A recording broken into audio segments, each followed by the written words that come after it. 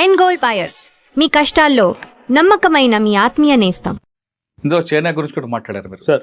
చైనాతో వ్యాపార సంబంధాలు మనకు బాగున్నాయి, కానీ ఇప్పటివరకు లేదు. కానీ ఫ్యూచర్లో వాళ్ళతో కంప్లీట్గా వార్ వచ్చింది అనుకోండి, రాకూడదని కోరుకుందాం. ఒకవేళ వస్తే చైనాతో మన ఫుల్ ఫ్లెడ్జ్డ్గా వార్ చేసే కెపాసిటీ మనకు ఉందా లేదా? అంటే మేబీ ఇది మీ ప్రేక్షకులకు నచ్చుద్దో నచ్చదో తెలియదు కానీ సార్, వాస్తవాలు మాట్లాడుకోవాలి కాబట్టి ఇమ్మీడియట్గా అయితే నో సార్, అది మనకి మంచిది కాదు.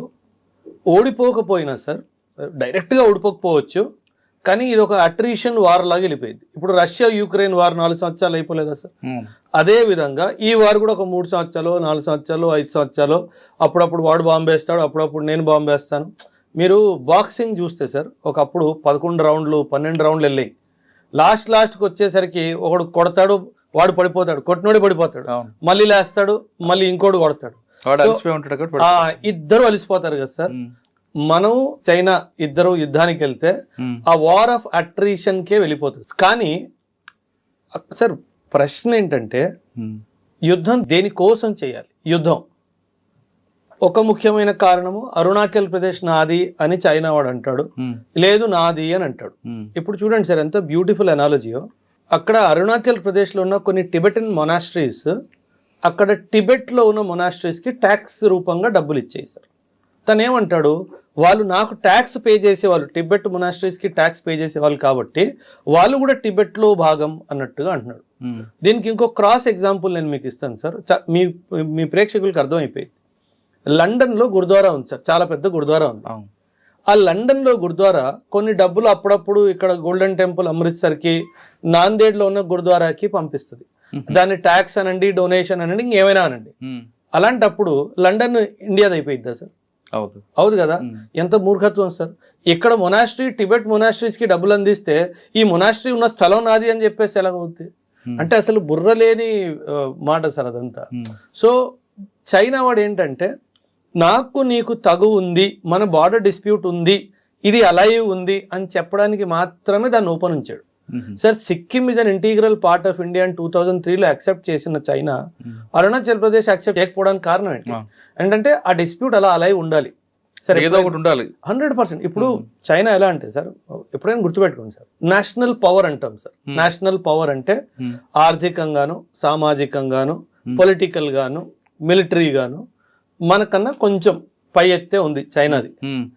ఇప్పుడు ఇద్దరు మాట్లాడుకోవడానికి కూర్చున్నారు సార్, ఒక ఇద్దరు మనుషులు, చలో మనం ఒక సొల్యూషన్కి వద్దామని కూర్చున్నారు సార్. అందులో ఎవరిది చెల్లిద్ది సార్? ఎవడైతే బలమైనోడు ఉంటాడో వాడిది చెల్లిద్ది. సో మనం కూర్చొని మాట్లాడుకున్నా వాడితే చెల్లిద్ది సార్, ఎందుకంటే మనకన్నా ప్రస్తుతం వాడే బలవంతుడు కాబట్టి. సో మాటల్లో కూడా వాడే గెలుస్తాడు, యుద్ధంలో కూడా వాడే గెలుస్తాడు. అందుకే మనం రెండు అవాయిడ్ చేస్తే బెస్ట్. ఓకే, కానీ ఇప్పుడు వరకు మనకి ఎల్ఏసీ ఉంది అక్కడ చైనా, పాకిస్తాన్ దగ్గర ఎల్ఓసి. అవును, ఎల్ఏసీ ఉంది కాబట్టి మన చేతులతోనే ఫైటింగ్ చేస్తుంటాం, కర్ర కూడా వాడాం. అవును, కానీ ఫ్యూచర్లో అక్కడికి వెళ్ళి ఎల్ఓసి వచ్చే అవకాశం ఉంటుందా వెపన్స్ తీసుకొని? అంటే ఇప్పుడు రాకూడదని కోరుకుందాం. రాకూడదు సార్. సార్ చైనా చాలా తెలివైన దేశం సార్. మనము చైనాని ఎప్పుడు అంటే మనం చైనా గూడ్స్ ఉంటాయి కదా, చైనా మాల్ చూసి చైనాని కంపేర్ చేసుకుంటాం, కానీ అది వాస్తవం కాదు సార్. మీరు సైన్స్లో కానీ, రోబోటిక్స్లో కానీ, ఆర్టిఫిషియల్ ఇంటెలిజెన్స్లో కానీ, మెషిన్ లెర్నింగ్లో కానీ ఇవన్నీ చూసుకుంటే చైనా చాలా దూరం వెళ్ళిపోయింది సార్. అంటే ఎందుకంటే అక్కడ వ్యవస్థ మీద ఎటువంటి అడ్డంకాలు లేవు సార్. ఆ వ్యవస్థని ప్రశ్నించేవాడు ఎవడు లేడు సార్, బికాజ్ అక్కడ డెమోక్రసీ లేదు కాబట్టి. ప్రజారాజ్యం కాదు అది, అది కమ్యూనిస్ట్. ఇక్కడ ప్రజారాజ్యం ఉంది కాబట్టి మన ప్రభుత్వం ఏవైనా చెయ్యాలి అంటే 100 ప్రశ్నలు, ఒక 1000 కళ్ళు, ఒక 2000 వేళ్ళు ప్రభుత్వం ముందుకు వస్తాయి. కానీ అక్కడ అట్లా కాదు సార్. అందుకే ఎవడు ప్రశ్నించేవాడు లేడు కాబట్టి వాడికి నచ్చింది వాడు చేసుకోవచ్చు. సో దానివల్ల ఏంటంటే వాడు నిమిషానికి 100 కిలోమీటర్ల దూరంగా పరిగెడుతున్నాడు, మనం నిమిషానికి 10 కిలోమీటర్ల వేగంగా పరిగెడుతున్నాం. సో అందుకే టైం గడుస్తున్న కొద్దీ మనకి వాడికి దూరం పెరుగుతుందే తప్పితే తగ్గట్లేదు సార్. బట్ అంతే, వాడు చాలా ఫాస్ట్గా పరిగెడుతున్నాడు సార్. ఎందుకంటే 1848 నుంచి 1948 చైనా వాళ్ళు ఆ సెంచురీ, ఆ 100 సంవత్సరాలని ఆ సెంచురీ ఆఫ్ హ్యూమిలియేషన్ లా భావిస్తారు సార్. ఎందుకంటే అప్పుడే ఓపియం వార్స్ జరిగాయి, అప్పుడే హాంకాంగ్ పోవడం జరిగింది, అన్నీ జరిగాయి సార్.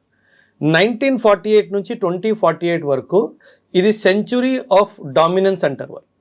సో వాళ్ళు ఇప్పుడు ఆ డామినెన్స్ ఫేజ్లో ఉన్నారు కాబట్టి ఈ టైం ఫ్రేమ్లో సార్ నేను అనుకున్నంత వరకు, నేను ఇంటర్నేషనల్ రిలేషన్షిప్స్ని అర్థం చేసుకున్నంత వరకు, నాకు తెలిసి 2047 వరకు చైనా చేస్తే గనక ఒకే ఒక యుద్ధం చేసే అవకాశం ఉంది. అది తైవాన్ని ఆక్రమించుకోవడం సార్. అది కూడా నేను అనుకుంటున్నాను 20% అవకాశం ఉంది. మిగతా 80% 2047 తర్వాత చూద్దాంలే అనే అవకాశం అయితే ఉండొచ్చు సార్. ఎందుకంటే వాళ్ళ గ్రోత్ ఆగిపోయింది సార్. వాళ్ళకి ఏంటంటే 2048 లోపు నేను వరల్డ్ నంబర్ 1 ఉండాలి అన్న ఆలోచన వాడుకుంది. ఇది మంచి ఆలోచన, చైనా పరంగా చూసుకుంటే మంచి ఆలోచన. సో ఇప్పుడు యుద్ధానికి వెళ్తే వాడు మళ్ళీ వెనక్కి వెళ్ళిపోతాడు. అది తైవాన్ విషయం అయినా కానివ్వండి, ఇండియా విషయం అయినా కానివ్వండి, వాడు వెనక్కి వెళ్ళిపోతాడు. ఆ క్లారిటీ వాడుకు ఉంది సార్. సో ఖచ్చితంగా మన దేశం మీద కానీ తైవాన్ మీద కానీ యుద్ధానికి వెళ్ళే అవకాశం తక్కువ ఉంది అన్నది నా అనుమానం. మలాక్కా డైలమా అని చెప్పి చైనాకి ఒక చాలా పెద్ద సమస్య ఉంది సార్. ఇండోనేషియా దగ్గర మలాక్కా స్ట్రైట్ ఉంది సార్. చైనా యొక్క ఆయిల్ విశ్వవ్యాప్తంగా ఎక్కడి నుంచి అయితే వస్తుందో, రష్యా నుంచి కాకుండా ఎక్కడి నుంచి అయితే వస్తుందో అదంతా మలాక్కా స్ట్రైట్ నుంచే వెళ్తుంది సార్. ఆ Malacca strait is the choke point for China.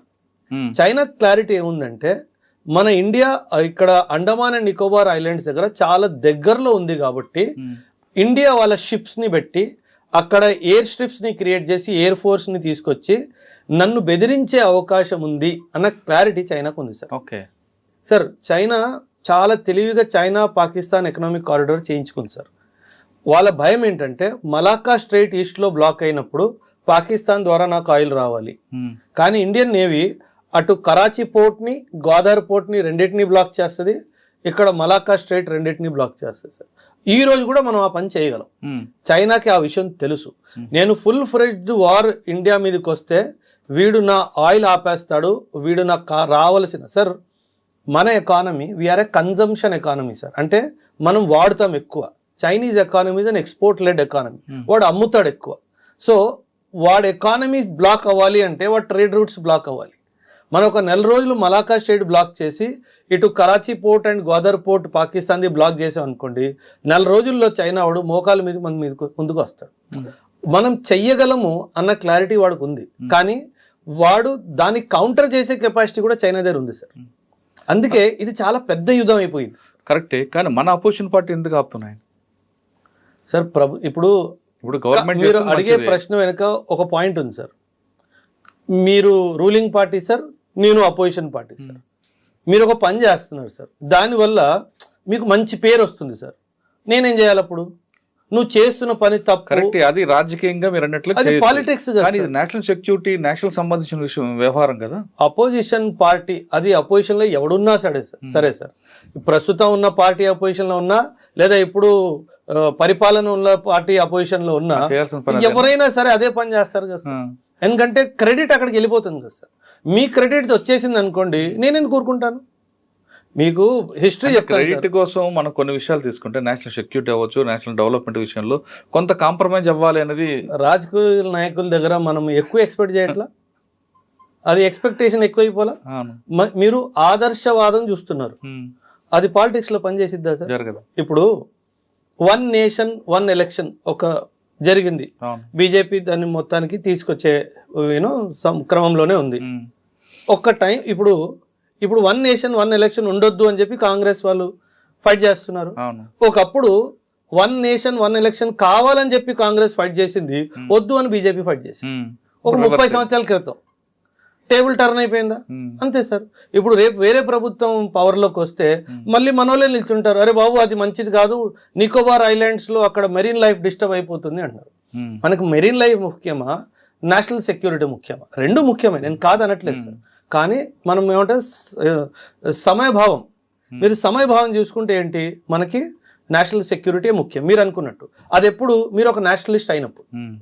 మీరు నేషనలిస్ట్ కానప్పుడు అది మీకు ముఖ్యం కాదు. న్యూక్లియర్ వెపన్స్ సార్, మనల్ని మన దేశాన్ని పాకిస్తాను గత ఆల్మోస్ట్ 2.5 దశాబ్దాలుగా న్యూక్లియర్ బాంబ్ వేస్తాం అని భయపెడుతున్నాడు, మనందరికీ తెలిసిందే. సో ఈ విషయాన్ని మనం నార్మల్గా తీసుకోకుండా చాలా సీరియస్గా తీసుకొని గత 4-5 సంవత్సరాల నుంచి మనం మన న్యూక్లియర్ ఇన్వెంటరీని పెంచుతున్నాం సార్. అండ్ ఈ న్యూక్లియర్ ఇన్వెంటరీలో కూడా మనం చాలా ముఖ్యంగా గమనించాల్సిన విషయం ఏంటంటే, న్యూక్లియర్ వెపన్స్లో కూడా 3 రకాలు sir. Strategic weapon, operational weapon, tactical weapon. Tactical weapon అంటే ఒక 1/2 కిలోమీటర్ బై 1/2 కిలోమీటర్ దాని ఎఫెక్టివ్ రేంజ్ ఉంటుంది. ఆపరేషన్ అంటే 2 నుంచి 5 కిలోమీటర్ల వరకు రేడియస్లో దానికి పొటెన్షియల్ కిల్లింగ్ ఏరియా అంటాం కదా, అది ఉంటుంది. స్ట్రాటజిక్ బాంబ్ అనేది ఇంకా చాలా పెద్ద బాంబ్ సార్. సో అది కొన్ని కిలోమీటర్లు మనుషులు ఆవిరైపోతారు సార్, అంటే క్షణంలో ఆవిరైపోతారు. సో అలాంటి బాంబులు ఉన్నాయి సార్. సో పాకిస్తాన్ దగ్గర దాదాపు 160 నుంచి 170 అణుబాంబులు ఉన్నాయి అని సిప్రీ రిపోర్ట్లో ఉంది సార్. కానీ ఈ అణుబాంబుల్లో ఎక్కువ శాతము టాక్టికల్ బాంబ్స్ ఉన్నాయి. అంటే అంటే మిర్చి పటాకాలు ఎక్కువ ఉన్నాయి, మన భాషలో చెప్పుకోవాలంటే మిర్చి పటాకాలు ఎక్కువ ఉన్నాయి. కానీ మన దగ్గర స్ట్రాటజిక్ న్యూక్లియర్ బాంబ్స్ ఎక్కువ. అంటే అవి డేంజరస్ సార్. సార్ ఎప్పుడైనా సరే సార్ బేసిక్ క్యాల్కులేషన్ సార్, మన దేశం లెంత్ విడ్త్ చాలా పెద్దది, పాకిస్తాన్ విడ్త్ చాలా తక్కువ సార్. అంటే నేను ఒక స్ట్రాటజిక్ బాంబు ఒక న్యూక్లియర్ ఫ్యాషన్లో ఒక లీనియర్ ఫ్యాషన్లో కొట్టుకుంటూ వెళ్ళిపోయాను అనుకోండి సార్, ఒక 10-12 బాంబులు పాకిస్తాన్ మొత్తం ధ్వంసం అయిపోతుంది సార్. అదే వాజ్పేయి గారు కూడా చెప్పారు సార్. వాజ్పేయి గారు కూడా 1998-99లో ఈ పోఖ్రాన్ యుద్ధం, కార్గిల్ వార్ తర్వాత కూడా అప్పట్లో రాష్ట్రపతి పర్వేజ్ ముషర్రఫ్ ఒక స్టేట్మెంట్ ఇచ్చాడు సార్, పాకిస్తాన్ నే న్యూక్లియర్ బాంబ్ షబ్బే బరాత్ కే లియే నహీ ఛుపాకే రఖే.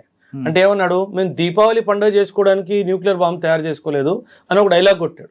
అప్పుడు వాజ్పేయి గారు ఇండియన్ పార్లమెంట్ నుంచి ఒక మెసేజ్ ఇచ్చారు పాకిస్తాన్కి, బహుశా నువ్వు 1 కొడతావేమో, 2 కొడతావేమో, 3 కొడతావేమో, మూడు సిటీలు వెళ్ళిపోతాయేమో, అంతే కదా, నేను తిరిగి కొడితే వరల్డ్ మ్యాప్ నుంచి పాకిస్తాన్ లేపేస్తానని. సో అంత చాలా స్పష్టంగా చెప్పాడు సార్. సార్ వాళ్ళ మిలిటరీ పొలిటిసైజ్ అయిపోయింది సార్, బాగా పాలిటిక్స్ వాళ్ళ మిలిటరీలో ఘోరంగా ఎంటర్ అయిపోయింది సార్. రెండోది వాళ్ళ మిలిటరీ కార్పొరేటైజ్ అయిపోయింది సార్. అంటే పాకిస్తాన్ మిలిటరీ వాళ్ళు మిలిటరీ ట్రైనింగ్ ఇవన్నీ కాదు సార్, వాళ్ళు చేసేది వ్యాపారాలు. అంటే డైపర్ మ్యానుఫ్యాక్చరింగ్ కూడా పాకిస్తాన్ ఆర్మీ తయారు చేస్తుంది సార్. అంటే వాళ్ళంతా దిగజారి పేరు మీరు అర్థం చేసుకోండి. అరే కార్పొరేట్ వర్క్లో దానికి ఏం పని, పెట్రోల్ పంపులు నడపడం వాళ్ళ పనే, మాల్స్ నడుపుతున్నారు వాళ్ళ పనే, ఇంపోర్ట్ ఎక్స్పోర్ట్ ట్రేడ్ చేస్తున్నారు వాళ్ళ పనే. ఒరే మిలిటరీ కదరా మీరు అంటే అవన్నీ మాకు తెలియదు, మా సార్ ఇట్లా చెప్పారు. అదే జరుగుతుంది సార్ అక్కడ. అందుకే మీరు ఆఫ్ఘనిస్తాన్తో ఈ 2-3 నెలల ముందు జరిగిన వార్స్ యుద్ధాలు చూసుకుంటే వాళ్ళు వచ్చి వీళ్ళు ట్యాంకులు తీసుకెళ్ళిపోయారు సార్, వీళ్ళు యూనిఫామ్తో సహా తీసుకెళ్ళిపోయారు. అంటే బట్టలు ఇప్పి పరిగెట్టించామంటాం కదా, అది చేశారు సార్. సార్ మీకు ఐ డోంట్ నో మీకు ఈ స్టేట్మెంట్ గుర్తుందో లేదో, కానీ రీసెంట్గా అంటున్నా, వాజ్పేయి గారు ప్రధానమంత్రి ఉన్నప్పుడు కార్గిల్ వార్ జరిగింది కదా సార్. కార్గిల్ వార్ గురించి మన వార్ హీరోస్ గురించి మాట్లాడుతూ మన వాజ్పేయి గారు ఒక స్టేట్మెంట్ ఇచ్చారు సార్. నేను మన సోల్జర్స్వి ఎన్నో డెడ్ బాడీస్ చూశాను, కానీ ప్రతి ఒక్క సోల్జర్కి బుల్లెట్ ముందు నుంచి దిగింది అన్నాడు. అంటే నేను ఒక్క సోల్జర్ బుల్లెట్ వెనక నుంచి దిగింది నేను చూడలేదు అన్నాడు. అంటే ఏంటి, ధైర్యంగా పోరాడాడు నా సైనికుడు అని చెప్పాడు సార్. సో అలాంటి దేశం నుంచి పాకిస్తాన్ ఎప్పుడు గెలవగలుగుతుంది సార్, అసలు జరిగేది కాదు సార్. సో వాడి గురించి అంటే ఒక సామెత ఉంది కదా సార్, ఏనుగు నడుస్తున్నప్పుడు కుక్కలు మురుగుతాయి, కుక్కకి మనం సమాధానం చెప్తే చెప్పుకోవాల్సిన అవసరం లేదు సార్. అదే మనం గమ్యం చేరే క్రమంలో కుక్కలు ఎన్నో మరుగుతుంటాయి, అంతే. ప్రతి కుక్కగా ఆన్సర్ ఇచ్చుకుంటూ పోతే మనం గమ్యం చేరలేము, అంతే. అసలు మనం చేయాల్సిన అవసరం కూడా లేదు కదా సార్. ఏనుగు తినకు వాళ్ళు ఎందుకు సార్? ఇప్పుడు మీరు అందాక ఒక టాపిక్ లో తీసుకొచ్చారు, మిలిటరీ, ఆర్మీ, పొలిటికల్.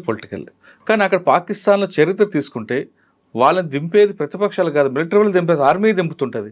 ఆర్మీ వాళ్ళే వాళ్ళని తీసుకొస్తారు. మీరు బెనర్జీ భుట్టో తీసుకోండి, నవాజ్ షరీఫ్ తీసుకోండి, ఎవరైనా సరే, ఇమ్రాన్ ఖాన్ తీసుకోండి, ముషర్రఫ్ తీసుకోండి, ఆర్మీ వాళ్ళు దింపుతుంటారు సార్. 1947 నుంచి ఇప్పటి వరకు పాకిస్తాన్ చరిత్రలో ఒక ప్రధానమంత్రి 5 సంవత్సరాలు పూర్తి చేసిందే లేదు. జరగదు కూడా. దింపింది ప్రతిపక్షం కాదు, మనోడే, మిలిటరీ వాడే. అదే అంతే సార్. ఇప్పుడు మరి అంత పవర్ఫుల్ గా వాళ్ళు ఎందుకు తయారు చేస్తున్నారండి పాకిస్తాన్ కూడా? Sir there is something known as doctrine sir. Pakistan దేశాన్ని అర్థం చేసుకోండి సార్. పాకిస్తాన్ దేశము వాళ్ళ పౌరులకి ఒక స్టేట్మెంట్ ఎప్పుడు చెప్తుంది, that we have an existential threat from India. అంటే ఇండియా మనల్ని సర్వనాశనం చేయాలనుకుంటుంది అని ఈ స్టేట్మెంట్ రిపీటెడ్గా రేడియో ఛానల్లో, యూట్యూబ్ ఛానల్లో, ఇన్స్టాగ్రామ్లో, ఫేస్బుక్లో చేస్తూనే ఉంటారు. మనకి అసలు వాడు వైపు చూడం మనం, కానీ ఆడ చేస్తాడు. దాంతో ఏముంది, ప్రజల్లో ఒక భయభావన కలిగి ఉంటుంది ఎప్పటికీ. వీళ్ళు దీన్ని మానిటైజ్ చేసుకుంటారు. ఎలా అంటే ఖచ్చితంగా సార్, ఇప్పుడు పాకిస్తాన్లో చాలా సమస్యలు ఉన్నాయి సార్. ఇప్పుడు మనకి పెట్రోల్ ఎంత సార్ 120, పాకిస్తాన్లో 480 రూపాయలు సార్. మనకి నార్మల్ ఒక normal two wheeler hero Honda two wheeler లాంటిది 70,000, 80,000, 60,000 ఆ రేంజ్లో వస్తుంది. అక్కడ 6 లక్షలు, 7 లక్షలు, 8 లక్షలు రేట్. అంటే అక్కడ ఇన్ఫ్లేషన్ చాలా విపరీతంగా ఉంది సార్. సో అక్కడ ఇన్ఫ్లేషన్ చాలా విపరీతంగా ఉన్నప్పుడు ఖచ్చితంగా సామాన్యుడు ప్రభుత్వం వేలు చూపిస్తాడు కదా సార్. ఆ వేలు చూపించబోతాడు ఒక 2 డేస్లో, ఒక 3 డేస్లో, వారం 10 రోజుల్లో చూపించబోతాడు అనగానే ఇండియా మీద ఒక అటాక్ చేస్తాడు, లేదా టెర్రరిస్ట్ అటాక్ చేస్తాడు. వెంటనే అప్పుడు ఏం చేస్తాడు, చూడండి ఇండియా మన మీదకి అటాక్ వస్తుంది, మీరు అందరు సంసిద్ధంగా ఉన్నారా లేదా అన్నట్టుగా మాట్లాడతాడు. సరే, ఆర్మీ వాళ్ళు అర్థం చేస్తున్నారు, అదే చేస్తాడు. కానీ పాకిస్తాన్లో ఒకప్పుడు జనరేషన్ వేరే, జనరేషన్ మారిపోయింది. ఇప్పుడున్న జనరేషన్లో ఉన్న చాలా మంది పొలిటీషియన్స్ అవుతున్నారు. వాళ్ళైనా ఈ సమస్యను గుర్తించి ఇది ఒక యుద్ధం కాదు, మనమే కళ్ళతో పొడుచుకుంటున్నామని ఆ సిస్టమ్ అంతా కూడా ఈ ఆర్మీని కాస్త పక్కన పెట్టి వాళ్ళు ప్రజల్లో మోటివేషన్ చేసి ప్రజలు మైండ్ చేంజ్ చేయొచ్చు కదా. మరి ఇమ్రాన్ ఖాన్ ఏం చేశారనుకుంటున్నారు సార్ మీరు? ఇమ్రాన్ ఖాన్ ప్రయత్నం ఏంటి? అదే కానీ ఎందుకు రానివ్వలేదు ఆర్మీ బోర్డు సార్? ఇప్పుడు మళ్ళీ మనం మొదటికి వస్తున్నాం. ఆర్మీ బోర్డు ఏమంటాడంటే ఇండియాతో సమస్య పొలిటికల్ పరిష్కారం లేదు, మిలిటరీ పరిష్కారం మాత్రమే ఉంది. అది దానికి అక్కడ బ్రేక్ చేసే వాళ్ళు ఎవరు లేరు. అక్కడ ఇమ్రాన్ ఖాన్ ప్రయత్నించాడుగా, లోపలేసాడు sir. The moment army's grip on political leaders weakens, ఆ గ్రిప్ లూజ్ అవుతుంది అనగానే పక్కన జరుగుతాడు. ఒరే నేనున్నాను, దేశాన్ని చెప్తాడు ఇండియా అటాక్ చేయబోతుంది, సో నేను వచ్చేసాను, మీరందరూ భయపడడానికి వీల్లేదు. పెట్రోల్ 450 లేదు రేపటి నుంచి 600 రూపాయలు. వాళ్ళు కూడా మూర్ఖులు కదా సార్. సో వాళ్ళు ఆ విధంగా పాకిస్తాన్లో ఆర్మీలో అందరూ అలాగే ఉంటారా సీనియర్ ఆఫీసర్లు? సార్ పరమ దుర్మార్గులు సార్ వాళ్ళు. అంటే ఒక రెజిమెంటేషన్ స్పిరిట్ లేదు సార్ ఆర్మీ ఆఫ్ పాకిస్తాన్లో. సార్ సింపుల్ సార్, మీరున్న సీనియర్ సార్, మీరున్న ఆర్మీ కమాండర్ నా సీనియర్, నేను మిడిల్ లెవెల్ ఆఫీసర్. నేను ప్రతిసారి మీకు ఫోన్ చేసి సార్ మనకు ఆయుధాలు తగ్గిపోతున్నాయి, కొన్ని ఆయుధాలు కొనండి అంటే అది కాదు, ఫస్ట్ అది చెప్పు. ఆ డైపర్లు ఆర్డర్ వచ్చింది కదా, 1 కోటి డైపర్లు, 1 crore డైపర్స్ ఎక్కడ దాకా ప్రొడక్షన్ వచ్చింది అని మిమ్మల్ని అడుగుతారు. నాకేమనిపిస్తుంది, వీడు నేను వెపన్స్ గురించి మాట్లాడితే డైపర్స్ గురించి మాట్లాడితే దుర్మార్గుడు అని చెప్పేసి. సో మీకు నాకు ఆ కోఆర్డినేషన్ లేదు. సో సరే ఎప్పుడైనా సరే ఒక సైనికుడు యుద్ధ భూమిలో ప్రాణత్యాగానికైనా సిద్ధపడతాడంటే ఎప్పుడు అంటే నా లీడరు, నా వెనకున్న లీడరు నా గురించి ఆలోచిస్తున్నాడు, నా వెనక ధైర్యంగా ఉన్నాడు అన్న ఆలోచన ఉంటేనే ఒక జూనియర్ వెళ్ళి యుద్ధం చేస్తాడు. నా senior is busy in diaper production అంటే వాడు ఎందుకు ఉంటాడు సార్ అక్కడ? కరెక్ట్. వాడు అవకాశం చేసి వాడు పారిపోడా? ఎందుకంటే వాడికి డబ్బు కావాలి కదా సార్, వాడికి పెళ్ళం పిల్లలు ఉన్నారు, వాడికి అమ్మా నాన్న ఉన్నారు, ఇంట్లో భూములు పొలాలు ఉన్నాయి సార్. పాకిస్తాన్ ఒక చాలా పెద్ద తప్పు చేసింది సార్ స్టార్టింగ్లోనే. వీళ్ళు ఏం చేశారంటే సార్, ఒక ఆర్మీ ఆఫీసర్ ట్రైనింగ్ అయిపోయి లెఫ్టినెంటో క్యాప్టెన్ అయ్యాడు అనుకోండి, ఓకే 2 ఎకరాల భూమి. క్యాప్టెన్ నుంచి మేజర్ అయ్యాడు అనుకోండి 5 ఎకరాల భూమి. మేజర్ నుంచి లెఫ్టినెంట్ కర్నల్ అయ్యాడు అనుకోండి 10 ఎకరాల భూమి. సో వాడు బ్రిగేడియర్ మేజర్ జనరల్ అయ్యే వరకు వాడు పెద్ద భూస్వామి అయిపోతాడు. సో ఇప్పుడు మీరే మేజర్ జనరల్ సార్, మీకు పాకిస్తాన్ ఆర్మీ వాడు యుద్ధానికి వెళ్ళరా అని చెప్పారు, మీ వెనక మీకు 150 ఎకరాల పొలం ఉంది, మీరు వెళ్తారా యుద్ధానికి? పిచ్చోళ్ళ మీరేమన్నా యుద్ధానికి వెళ్ళడానికి? మీరేమంటారు, నాకు ఒంట్లో బాగాలేదు నేను అనట్లేదు అంటారు. అక్కడ అదే జరుగుతుంది.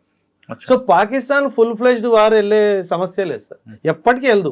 అండ్ ఇంకో విషయం ఏంటంటే పాకిస్తాన్ దగ్గర ఉన్న ఆయుధాలన్నీ చైనావి కానీ అమెరికావి కానీ సార్, ఈ 2 దేశాల ఆయుధాలే అతి ముఖ్యంగా పాకిస్తాన్ దగ్గర ఉన్నాయి. కొన్ని ఆయుధాలు ఇరాన్ నుంచి సౌదీ నుంచి కూడా వస్తాయి. వాడి దగ్గర ఏముంది సార్, వాడి చెప్పులు వాడు కుట్టుకోలేడు, డైపర్ ఎక్స్పర్ట్ వాడు. సో వాడి దగ్గర ఏం లేదు సార్. సో ఏంటంటే ఒకవేళ పాకిస్తాన్ మన చేతుల్లో చిత్తుగా ఓడిపోయింది అనుకోండి, అప్పుడు ఓడిపోయింది ఎవరు? అమెరికా ఆయుధము, చైనా ఆయుధము, టర్కీ ఆయుధం. సో అందుకే ఈ యుద్ధాన్ని ఎప్పుడు కంప్లీట్ గా మనల్ని గెలనివ్వరు సార్. ఖచ్చితంగా జరగదు సార్. అది జరిగితే వాళ్ళ ఆయుధాలు బాగాలేదని ప్రూవ్ అయిపోతుంది.